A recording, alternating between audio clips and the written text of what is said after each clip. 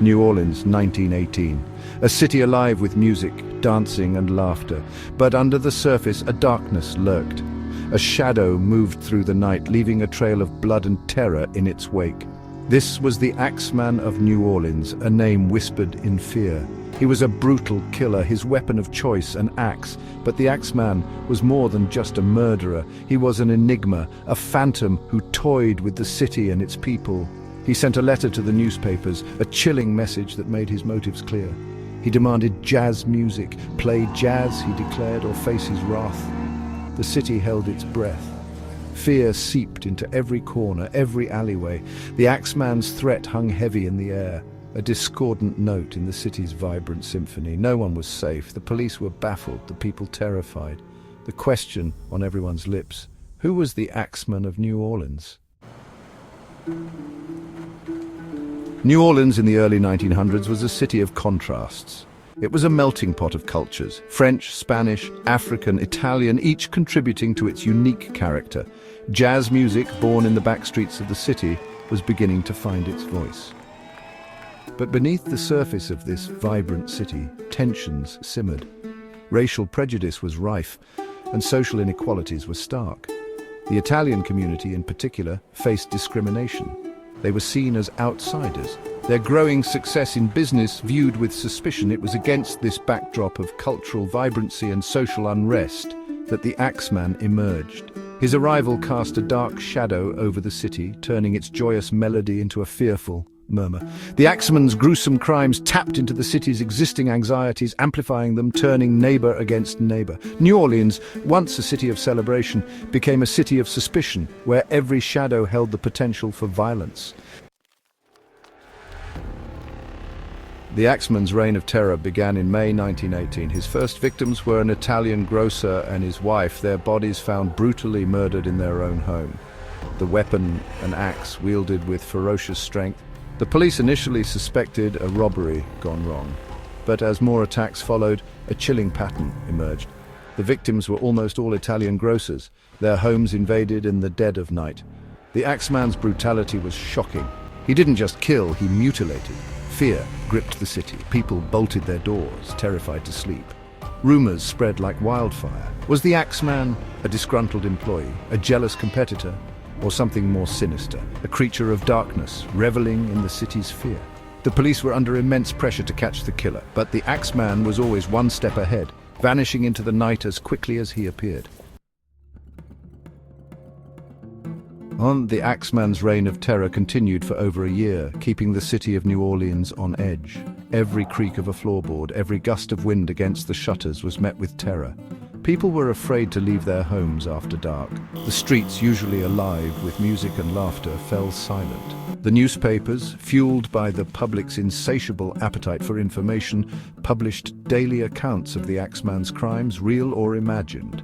The police, despite their best efforts, seemed powerless to stop the killer. The Axeman was a phantom, striking seemingly at random, leaving no trace but fear and bloodshed in his wake. The city was in the grip of a collective hysteria, the fear palpable in the air. Every day brought with it the possibility of another gruesome discovery, another family torn apart.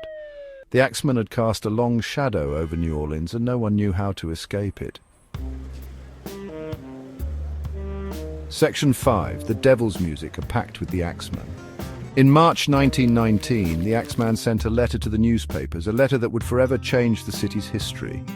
It was a chilling message written in crude handwriting that sent shivers down the spines of all who read it. The letter was filled with threats and a sinister tone that left no room for doubt.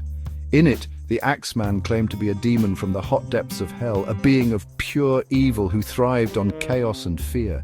He declared his love for jazz music and made a bizarre demand that left the city in a state of shock and confusion. On a specific night, he commanded every household in New Orleans must play jazz music loud. The music, he claimed, would be the only thing to save them from his wrath. Those who obeyed, he promised, would be spared. The city was stunned. People were left wondering if this was a cruel joke or if the Axeman was truly serious. Was this a cruel joke, or was the Axeman serious? The uncertainty gripped the city, leaving everyone on edge. Could the city really make a pact with the devil himself?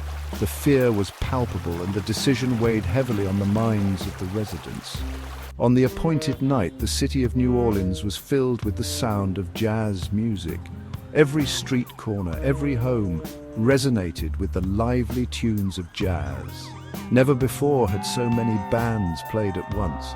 The air was thick with music, a symphony of defiance against the looming threat. The streets, usually deserted after dark, were thronged with people dancing and singing. It was as if the entire city had come together in a unified stand against fear.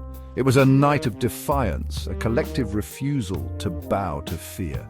The city of New Orleans had made its choice, and it chose to face the darkness with the light of music and community. Despite the city's compliance with his bizarre demand, the Axeman's reign of terror did not end. While the jazz music played on, he claimed another victim, a woman found brutally murdered in her home. The police investigation continued, but the Axeman remained elusive. He was a ghost, a whisper in the night, leaving behind a trail of blood and unanswered questions. Theories abounded. Some believed the Axeman was a serial killer driven by a perverse bloodlust. Others whispered of darker forces at work, of voodoo rituals and ancient curses. Still others pointed to the city's racial tensions, suggesting the Axeman was a vigilante targeting the Italian community. But despite the numerous theories and speculations, the Axeman's true identity remained a mystery. He vanished into the annals of history as quickly as he had arrived, leaving behind a legacy of fear and fascination. The Axeman's identity remains a mystery to this day, shrouded in the fog of history and speculation. Despite numerous investigations and countless theories, his true motive and the face behind the mask remain unknown. The police and private detectives of the time were baffled, and even modern-day criminologists have struggled to piece together the puzzle. Was he a lone wolf driven by madness, or perhaps a calculated killer with a specific agenda? Or was there a deeper, more sinister motive behind his gruesome crimes? Some suggest he was a harbinger of chaos, reveling in the fear he spread. Some believe the Axeman was a member of the mafia, targeting Italian grocers as part of a turf war. This theory posits that his attacks were a brutal message to rival factions. Others point to the racial tensions of the time, suggesting the Axeman was a white supremacist targeting immigrants. This theory highlights the social unrest and prejudice that plagued early 20th century New Orleans. One particularly intriguing theory suggests the Axeman was a woman named Mary Clay who had been arrested for attacking a man with an axe. Her story adds a layer of complexity to the mystery. However, there was no concrete evidence to support this claim. The lack of definitive proof leaves room for endless speculation. Despite the lack of definitive answers, the search for the Axeman's true identity continues. Historians and true crime enthusiasts delve into archives, hoping to uncover new clues. Amateur sleuths and historians alike remain captivated by the case, poring over old evidence, hoping to find the missing piece of the puzzle that will finally unmask the Axeman. The allure of solving one of history's most enigmatic cases keeps the legend of the Axeman alive. The Axeman of New Orleans remains one of the most intriguing unsolved mysteries of the 20th century. His gruesome crimes, coupled with his bizarre fascination with jazz music, have captured the public's imagination for over a century. The lack of a definitive answer, the absence of a face to put to the name, only adds to the enduring fascination with the case. The Axeman's story has been told and retold in books, documentaries, and even television shows. Each retelling attempts to shed new light on the mystery, to offer a plausible explanation for the Axeman's motives and identity. But despite these efforts, the Axeman remains an enigma, a shadowy figure forever associated with the dark side of New Orleans' vibrant history. The Axeman's reign of terror may have ended in 1919, but his legacy continues to haunt New Orleans, casting a long, eerie shadow over the city. He has become a part of the city's folklore, a ghostly figure whose story is told and retold, his tale passed down through generations, each retelling adding a new layer of intrigue and fear. It's a chilling reminder of the darkness that can lurk beneath the surface of even the most vibrant city, a city known for its lively celebrations and rich culture. But the Axeman's legacy is not just one of fear. In a strange twist of fate, he is also forever linked to the music he claimed to love, jazz. The Axeman's infamous letter demanding that the city play jazz music on a specific night to avoid his wrath inadvertently helped to solidify jazz's place in New Orleans culture. The entire city played jazz that night, creating a powerful image of a community uniting through music to defy a serial killer. The image of a city defying a serial killer with music is a powerful one, and it has become inextricably linked to the history of jazz in New Orleans. Today, the Axeman's story continues to fascinate and horrify. It serves as a reminder of the fragility of life, the randomness of violence, and the enduring power of mystery. The Axeman's tale is a dark chapter in the city's history, but it also highlights the resilience and spirit of New Orleans, a city that has faced many challenges and always found a way to rise above them. And in the heart of New Orleans, where jazz music still fills the air, the legend of the Axeman lives on. His story is a haunting melody that lingers in the background, a reminder of a time when terror and jazz intertwined in the most unexpected way. The Axeman may be gone, but his eerie legacy and the music he loved continue to shape the soul of New Orleans.